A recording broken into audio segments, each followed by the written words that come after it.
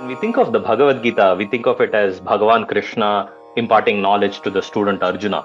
There is a part of the journey that comes even before that conversation, and it is explained wonderfully in the chapter 1 of the Bhagavad Gita. The first chapter of Bhagavad Gita does not start with Krishna. It does not start with Arjuna. It does not start with Duryodhana also. It starts with Dhritarashtra. Now, why Dhritarashtra? What does he have anything to do with Bhagavad Gita? He didn't even feature in any of the shlokas we've studied. Then why? In the first chapter, Dhritarashtra asks a question. It says, Dharma kshetre, kurukshetre, samaveta yuyutsavaha, mamakaf pandavaschaiva, kima kurvata sanjaya. In Dharma kshetra, in Kurukshetra, the fighters gathered. He says the fighters are my people, the Kauravas and the Pandavas, and they gathered. What did they do? What happened? It's a very simple question he asked. In Sanskritam, the word kshetram refers to the human being, the human body. The Kauravas represents the Durgunaha, the Pandavas represents the Satgunaha, and both are within us. And like the Pandavas and Kauravas, they fight every day within us. Just like we want to wake up at 4:30 in the morning, we set the alarm, and before I wake up, the Duryodhana in me wakes up and hits the snooze button. Every moment of the day, that fight constantly keeps happening. Our job is to make the Sadguna win. But we don't know how. We try, we fail, we try, we fail. So the Gita starts with the fundamental question asked by Dhritarashtra, a blind man, a man who was born blind, a man who always had problems. His natural skills were overlooked, and Pandu was made the king because he was born blind. His wife was always mad at him because she got married to a blind man, and his son never listened to him.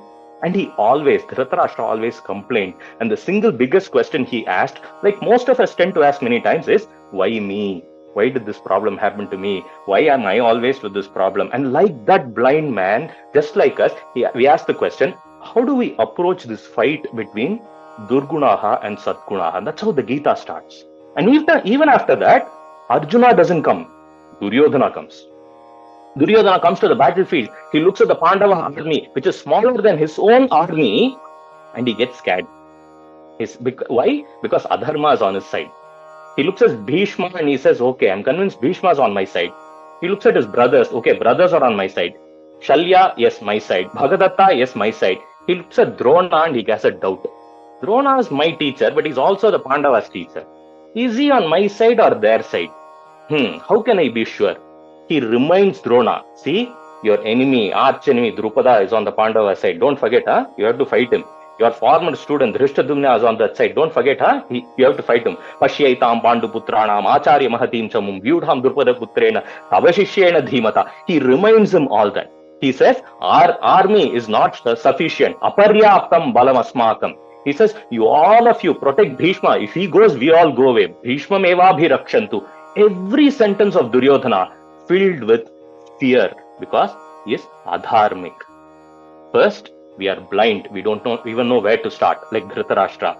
Then we identify the Durguna in us. What are my Duryodhanas? Then we start confidently, like Arjuna. Arjuna first does not have any doubt. He's very confident. He says, Senayor Ubhayor Madhya Ratham Snapayat Mechyuta. He says, go near my enemies. I want to see them up close. Remember, Arjuna is a person who's prepared all his life for this moment in life. He studied under Drona, he studied all the weapons, he's gone to Himalayas, went to Indraloka, obtained all the weapons. He's like, I'm primed, I'm ready for the exam. He comes, he sees his enemies up close, and then he starts having doubt. I can't fight, my hands are shaking, I have fever, I can't write this exam today. Please give me a leave letter, I'm going home. Every possible excuse he gives after coming to the battlefield, to the moment of actually facing our problems.